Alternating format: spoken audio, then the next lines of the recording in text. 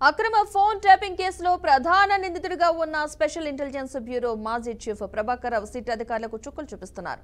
వాళ్ళు అడిగిన ప్రశ్నలకు సమాధానం చెప్పడం మాట అటుంచితే ఆయనే సిట్ అధికారులను ఎదురు ప్రశ్నిస్తున్నారని తెలుస్తోంది. ఆదివారం అమెరికా నుంచి తిరిగి వచ్చిన ప్రభాకర్ రావు సోమవారం తన న్యాయవాదితో కలిసి సిట్ విచారణకు హాజరయ్యారు.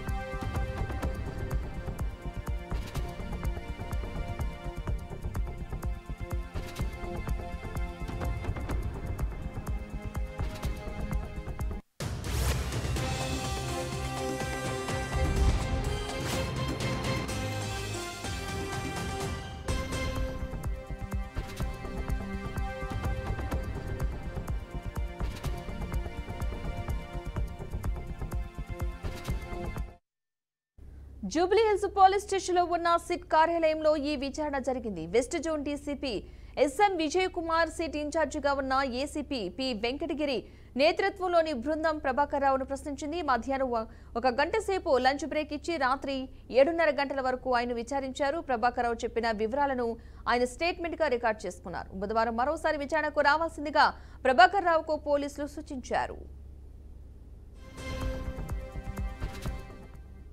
ఇదే అంశానికి సంబంధించిన పూర్తి సమాచారాన్ని మా ప్రతినిధి సల్మాన్ రాజ్ అందిస్తారు. సల్మాన్ రాజ్, చెప్పండి. విజయ, తెలంగాణ రాష్ట్రంలో ఫోన్ ట్యాపింగ్ సంచలనం కలిగింది. దీనికి సంబంధించి ఎస్ఐబిలో ఉన్న ప్రభాకర్ రావు ఎటకేలకు ఇండియా తిరిగి వచ్చారు. తిరిగి వచ్చిన వెంటనే ఈ విచారణకైతే జూబ్లీ హిల్స్ పోలీస్ స్టేషన్ లో విచారణ నిర్వహించారు. నిన్నటి దినం సుమారు 1.5 గంటల సేపు విచారణ చేశారు. అనంతరం లంచ్ బ్రేక్ ఇచ్చిన తర్వాత మళ్ళీ విచారణ చేశారు. ఈ విచారణలో భాగంగా ఇది ఎదురు ప్రశ్నలే సిట్టుకు ప్రభాకర్ రావు ప్రశ్నలు సంధించారు. ఆ సిట్టు వేసిన ప్రశ్నలకు సమాధానం ఇవ్వకుండా ఇతనే ఎదురు ప్రశ్నలు వేయడంతో కొంత ఆశ్చర్యానికి గురి చేసిందని చెప్పవచ్చు. ఎందుకంటే ఎస్ఐబిలో ఉన్న ప్రభాకర్ రావు ఎంతో మందిని విచారణ చేశారు. ఆ విచారణ అనుభవం ఉన్నది కనుక ఈ యొక్క సిట్టు అధికారులకైతే ఈ యొక్క ప్రశ్నలు సంధించవచ్చని చెప్పవచ్చు. ఎందుకంటే ఆ ఎస్ఐబిలో అంటే చాలా సంవత్సరాలు ఆ ఇంటెలిజెన్స్ విభాగంలో కానీ లేకుంటే ఇన్ని సంవత్సరాల సీనియారిటీని దృష్టిలో పెట్టుకొని తను కూడా ఎదురు ప్రశ్నలు అయితే వేశాడని చెప్పవచ్చు. ఖచ్చితంగా ఈ యొక్క ఫోన్ ట్యాపింగ్ విషయంలో ఎవరెవరి ఫోన్లు ట్యాపింగ్ చేశాడో ఇప్పటి వరకు చెప్పడం లేదు. ఒక మాట అయితే మావోయిస్టులకు సంబంధించిన వాటినే పర్యవేక్షించామని చెప్పారు.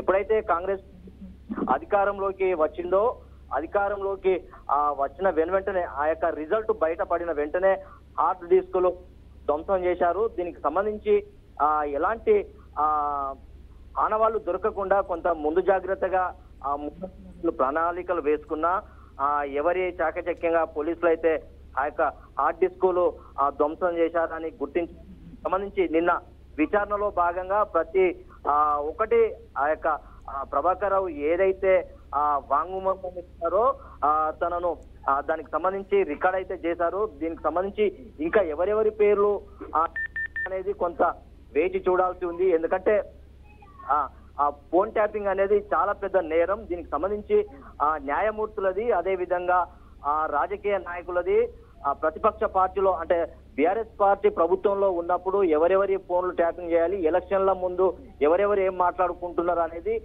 ఎవరెవరు వీరి ప్రతిపక్ష పార్టీలతో కాంటాక్ట్ అయ్యారనే విషయాలైతే కొంత ఫోన్ ట్యాపింగ్ చేశాడనేది కొంత సమాచారం ఉంది. నిన్న దినంలో చూసినట్లయితే కేంద్ర సహాయ మంత్రి బండి సంజయ్ కూడా సంచలన వ్యాఖ్యలు చేశారని చెప్పవచ్చు. ఎందుకంటే ఈ యొక్క ఫోన్ ట్యాపింగ్ చాలా అది పెద్ద